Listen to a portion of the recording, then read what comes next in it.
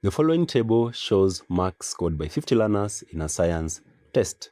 You can see the table is here. This type of data is called grouped data, whereby the first column shows the marks interval and the second column shows the frequency.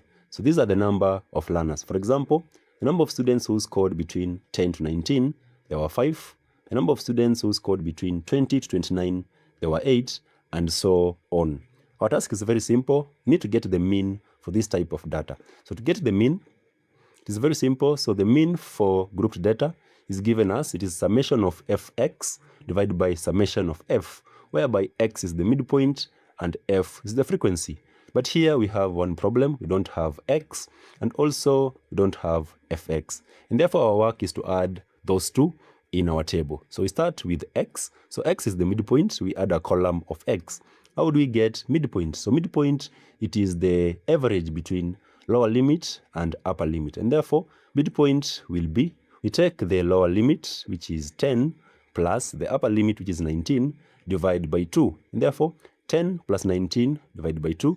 10 plus 19 is 29 divided by 2. And therefore, our midpoint is 14.5.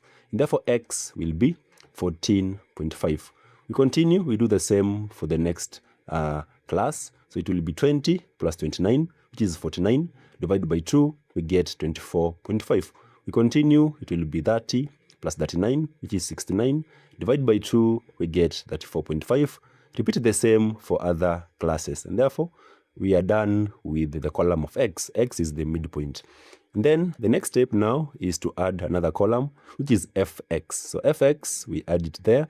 Fx, it will be, it is the product of frequency multiplied by our midpoint x. For example, this will be 5 multiplied by 14.5. We get it is 72.5. Repeat the same. For the next class, it will be 8 times 24.5. We get 196. We continue. It will be 10 times 34.5. We get 345. So repeat the same for other classes and your table will be complete. Now remember, summation means sum. We add the values, and therefore summation of f, we're going to add the values of the frequency from top to bottom. So summation of f will be, remember there were 50 learners, and therefore the sum will be 50. What about summation of fx? We're going to do the same.